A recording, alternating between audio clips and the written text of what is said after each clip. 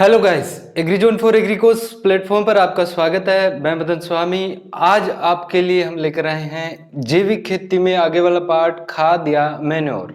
खाद या मैन्योर। तो खाद क्या होती है? देखिए, सबसे पहले अपने बात करें तो खाद कितने प्रकार की होती है। खाद जो शब्द है वो किस भाषा का है? संस्कृत भाषा का है। किस भाषा से लिया गया है? संस्कृत भाषा के खाद्य शब्द से लिया है। खाद्य या खाद्य, इसी प्रकार से आप लिख सकते हैं इसको, ठीक है। संस्कृत भाषा के खाद्य शब्द से लिया गया है। और जो मेन्योर होता है, मेन्योर इसको इंग्लिश में कहते हैं, यह फ्रेंच भाषा का शब्द है। किस भाषा का शब्द है? फ्रेंच भाषा का शब्द है। जो किससे लिया गया है? मैनोइवर से लिया गया है। किससे लिया गया है? मैनोइवर से लिया गया है, याद रखिएगा। इसे जीवांश खाद भी कहा जाता है। सॉरी, जो खाद होती है इनको दो प्रकार में अपने बांट सकते हैं। कितने प्रकार में बांट सकते हैं? दो प्रकार में बांट सकते हैं। कौन कौन सी खादों के बारे में? एक तो अपने कह देते हैं कार्बनिक खाद, कार्बनिक खाद, या इसे कह दिया जाता है जीवांश खाद, जीवांश खाद, या इसे कह दिया जाता है ऑर्गेनिक मैन्योर। क्या नाम दे दिया जाता है? ऑर्गेनिक मैन्योर के नाम से ये जानी जाती है। दूसरी प्रकार की जो खाद्य होती है वो होती है अकार्बनिक खाद। कौन सी? अकार्बनिक खाद। अकार्बनिक खाद होती है वो कई प्रकार की होती है। अकार्बनिक खाद को क्या कहते हैं? इनऑर्गेनिक खाद, जिसके अंदर ऑर्गेनिक तत्व नहीं पाए जाते हैं, इनऑर्गेनिक अकार्बनिक खाद बोला जाता है, ठीक है, जिसमें कार्बन नहीं पाया जाता है। अब जो कार्बनिक खाद होती है वो और अकार्बनिक खाद होती है वो भिन्न कैसे होती है? कार्बनिक खाद होती है उनसे पोषक तत्व धीरे धीरे मिलते हैं। पोषक तत्व क्या होते हैं? धीरे धीरे मिलते हैं, स्लोली स्लोली, धीरे धीरे मिलते हैं, ठीक है। दूसरी बात करें तो इनमें भार होता है वो ज्यादा होता है। पोषक तत्व होते हैं वो क्या होते हैं? कम होते हैं। इनके भार की तुलना में पोषक तत्व क्या होते हैं? कम होते हैं। इनका भार ज्यादा होता है और ये धीरे धीरे मिलते हैं। यह जो होते हैं वो कार्बनिक खाद होती है वो मृदा की भौतिक, रासायनिक व जैविक जो स्थिति होती है, जैविक जो गुण होता है उनके अंदर बढ़ाती है, ये बढ़वार करती है। तीनों के अंदर ये सुधार करती है, भौतिक स्थिति भी, रासायनिक स्थिति भी और जैविक स्थिति भी। परंतु इसमें क्या होता है, ये बिल्कुल भिन्न होती है। जो अकार्बनिक खाद होती है इसमें पोषक तत्व जल्दी से मिल जाते हैं, पोषक तत्व हाथों हाथ मिल जाते हैं। जैसे डाला पोषक तत्व मिल गया पौधे को, उसके बाद में इनमें पोषक तत्व क्या होते हैं? ज्यादा होते हैं और अदर मटेरियल होता है वो कम होता है, ठीक है। और यह है वो अपनी इन स्थितियों को सुधारती नहीं है, इन स्थितियों को सुधारती नहीं है। इनसे किसी प्रकार का लाभकारी इफेक्ट नहीं पड़ता है। उपज के अलावा इनसे कोई भी लाभ नहीं होता है, ये बात आप याद रखिएगा, ठीक है। तो ये होती है कार्बनिक खाद और अकार्बनिक खाद। क्या होता है, क्या सिस्टम नहीं होता है। अभी अपने बात करें तो जो कार्बनिक खाद होती है इसको दो भागों में बांट दिया जाता है। कितने भागों में बांट दिया जाता है? दो भागों में बांट देते हैं। कौन कौन से में बेटा? पहली जो खाद होती है वो होती है स्थूल या भारी खाद, स्थूल या भारी खाद, ठीक है, जिसको अपने बल्कि मैन्योर भी बोलते हैं। दूसरी जो प्रकार की खाद होती है वो होती है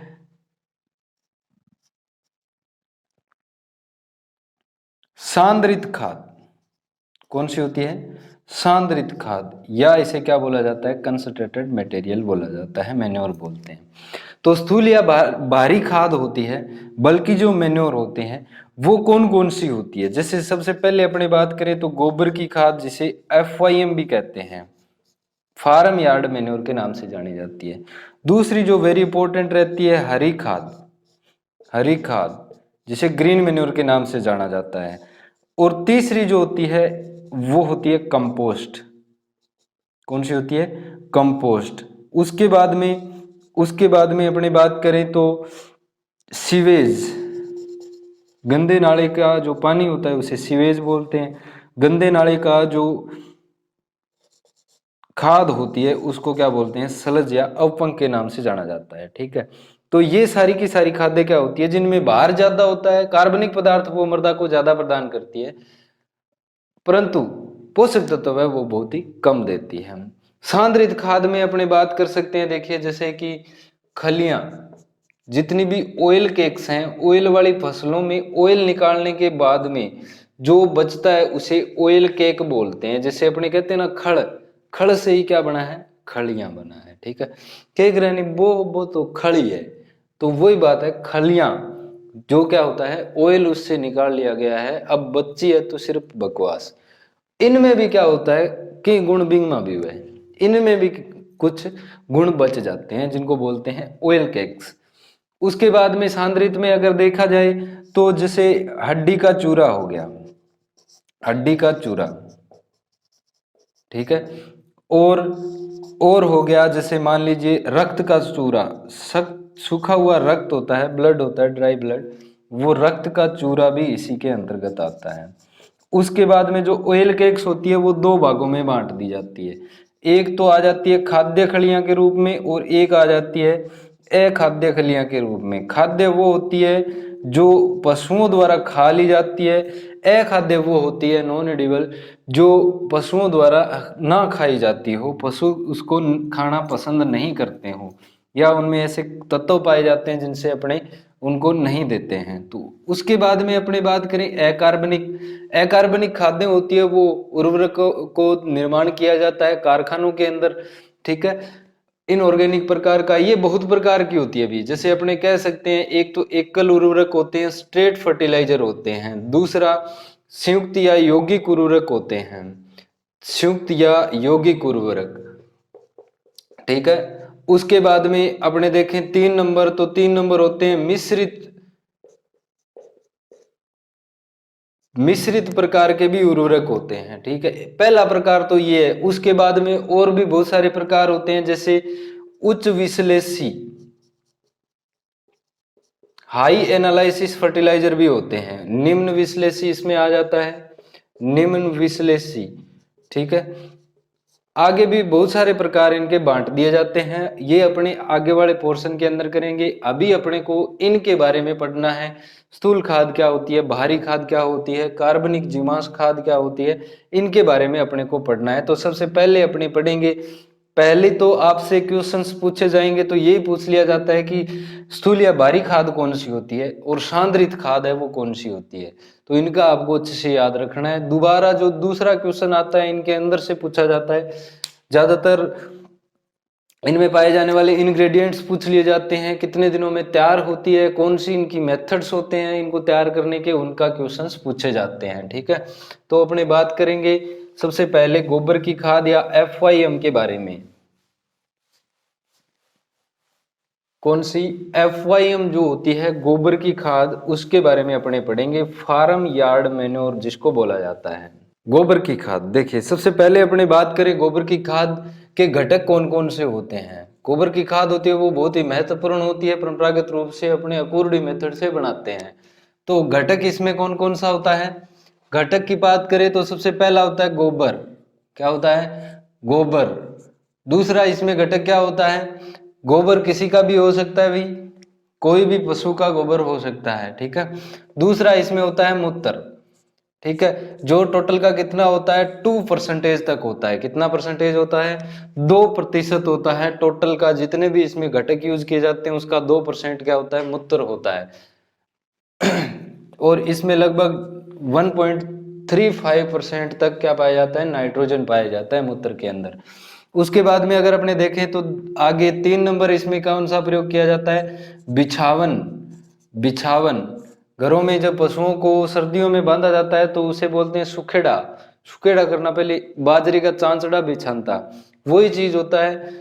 फसल के अवशेष बिछाना क्या होती है, बिछावन होती है, जिसे क्या बोला जाता है, लेटर बोला जाता है। क्या बोलते हैं, लेटर। घटक के रूप में अपने ये प्रयोग किए जाते हैं। अब अगर अपने बात करते हैं इसमें NPK अनुपात कितना होता है, गोबर की खाद में NPK अनुपात कितना होता है, नाइट्रोजन फास्फोरस और पोटास का तो 0.5 अनुपात 0.25 अनुपात 0.5% तक इनमें क्या पाया जाता है, नाइट्रोजन फास्फोरस और पोटास पाया जाता है। नाइट्रोजन फास्फोरस एंड पोटास इस वैल्यू के अंदर इसमें पाया जाता है। उसके बाद में अगर अपने बात करें विधियों की, विधियां, तो विधियां बनाने के लिए इसकी विधियां कौन कौन सी होती है। सबसे पहले अपने विधि देखें तो परंपरागत विधि होती है। कौन सी विधि होती है, परंपरागत विधि होती है। परंपरागत विधि होती है उसके अंदर अपने ये ढेर विधि होती है। कौन सी विधि होती है, ढेर विधि होती है, जिसे अपने अकूर्डी बोलते हैं। और अकूर्डी विधि होती है वो सबसे घातक होती है, ठीक है। अकूर्डी विधि सबसे हानिकारक विधि होती है, सबसे हानिकारक विधि, क्योंकि इसमें अमोनिया के रूप में नाइट्रोजन का नुकसान हो जाता है और जो बचता है वो सारा वेस्ट मटेरियल होता है, फसल के कोई भी काम में नहीं आता है, सिर्फ कार्बनिक पदार्थ अपने ऐड कर रहे हैं, ठीक है। तो ये बात याद रखिएगा, पहली परंपरागत विधि जिसे ढेर विधि कहते हैं। दूसरी होती है ट्रेंच विधि। कौन सी, ट्रेंच विधि। ट्रेंच विधि है वो किसने विकसित की थी बेटा, राजस्थान में ज्यादातर यही अपनाई जाती है साइंटिफिक रूप से। वैसे तो परंपरागत तो यही अपनाते हैं। ट्रेंच विधि है वो कौन सी है, सीएन आचार्य ने इसको विकसित किया था। सीएन आचार्य ने इसको विकसित किया था। इसकी जो लंबाई है ट्रेंच की, ट्रेंच का मतलब खाई, लंबाई है खाई की वो 6 मीटर रखनी चाहिए। लंबाई को अपने चेंज कर सकते हैं परंतु गहराई को कभी भी चेंज नहीं करते हैं। लंबाई 6 मीटर, चौड़ाई इसकी कितनी रखी जाती है बेटा, चौड़ाई रखते हैं इसको 1.5 मीटर यानी 1.5 मीटर के करीब। और गहराई है वो कितनी रखते हैं, गहराई इसकी रखी जाती है 1 मीटर। कितनी, 1 मीटर। इसको कभी भी चेंज नहीं करना है, इसको कभी भी चेंज नहीं करना है। उसके बाद में 3 नंबर की बात करें तो 3 नंबर होता है रूपांतरित या अपने कह सकते हैं उसको मॉडिफाइड किया गया है गड्ढा विधि। कौन सी, गड्ढा विधि। गड्ढा विधि होती है उसको भी एक ट्रेंच नुमा ही आकृति अपने बनाते हैं। 1.15 इसकी लंबाई रखी जाती है और उसके बाद में इसकी जो चौड़ाई होती है वो कितनी रखते हैं अपने 2 मीटर रखते हैं और लंबाई है वो कितनी रखते हैं 3 मीटर रखते हैं। तो इससे अपने क्या कर लेते हैं, गड्ढा विधि के द्वारा गोबर की खाद तैयार कर लेते हैं। तो ये बात आप याद रखिएगा, विधियां इसके अंदर ये अपनाई जाती है। अभी अपने बात करें मात्रा की, कितनी, किसकी बात करें, मात्रा की। तो मात्रा देखिए फसलों के अंदर कितनी डाली जाती है। गोबर की खाद फसल के अंदर 10 से 15 टन डाली जाती है। कितनी, 10 से 15 टन अपने डाल सकते हैं फसल के अंदर। उसके बाद में सब्जियों में कितनी डालते हैं, सब्जियों में 20 से 25 टन डाली जाती है। कितनी डाली जाती है बेटा, 20 से 25 टन प्रति हेक्टेयर प्रयोग किया जाता है। उसके बाद में फलदार पौधों के अंदर कितनी डाली जाती है, फलदार पौधों में यह जो अपने FIM है वो कितनी डालते हैं अपने 15 से 20 किलोग्राम प्रति पौधे के अंदर डाला जाता है और प्रति ईयर प्रयोग किया जाता है इसको, ठीक है। तो याद रखिएगा, अभी आपको कहीं भी अलग अलग याद करने की जरूरत नहीं है कि कौन सी फसल में कितनी डालते हैं। इतना याद कर लेना, फसल में 10 से 15 टन, सब्जियों में 20 से 25 टन और फलदार पौधों में 15 से 20 किलोग्राम प्रति प्लांट प्रति ईयर अपने प्रयोग करना चाहिए, ठीक है। तो मात्रा के बाद में अब इसमें अपने इंपॉर्टेंट बातें याद करते हैं, कौन कौन सा इसकी इंपॉर्टेंट चीजें हैं, ठीक है। तो इंपॉर्टेंट के अंदर अपने पढ़ें तो देखिए गोबर की खाद होती है वो एक बार प्रयोग करने पर, एक बार अगर प्रयोग कर लेते हैं तो 2 से 3 साल तक इसका प्रभाव है वो रहता है। कितना, क्या रहता है, प्रभाव रहता है। और कितना रहता है, 2 से 3 साल तक, 2 से 3 साल। अब अगर गोबर की खाद पूरी रूप से सड़ी गली है तो उसका रंग कैसा हो जाता है, उसका रंग भूरा हो जाता है और वो क्या हो जाती है, भुरभुरी हो जाती है। और आंखों से देखने पर अपने को किसी भी प्रकार का मटेरियल है वो पहचाना नहीं जा सकता है कि ये किसका पौधे का पत्ता है, कौन से का, और कौन सा मटेरियल ये गोबर है या बिछावन है, क्या है, यानी अपने जो इसमें कार्बनिक पदार्थ पाया जाता है इसको आंखों द्वारा पहचान नहीं सकते, भूरा रंग हो जाता है, भुरभुरी हो जाती है। उसके बाद में अगर अपने देखें तो गोबर की खाद होती है वो सड़ने गलने में टाइम कितना लेती है, इसका सड़ाव है वो कितने दिनों में होता है, तो सड़ाव इसका 1 से 3 महीने के अंदर हो जाता है। अच्छी तरह से सड़ने गलने हेतु 1 से 3 महीने का समय गोबर की खाद लेती है। अब अगर अपने देखें तो इसमें अमोनिया के नुकसान को रोकने के लिए, अमोनिया के नुकसान को रोकने के लिए निरोधक के रूप में अपने क्या प्रयोग करते हैं, जिप्सम का प्रयोग करते हैं, CSO4.2H2O का प्रयोग अपने करते हैं। ठीक है, इतनी बातें आप याद रखिएगा। गोबर की खाद में से कोई भी क्वेश्चन है आपका गलत नहीं होगा, आप अच्छे से इसको लिख सकते हैं। इसी प्रकार से आपको याद करना है, इसी प्रकार से आपको नोट्स बनाने हैं। आज के लिए इतना ही। Thank you, thanks for watching.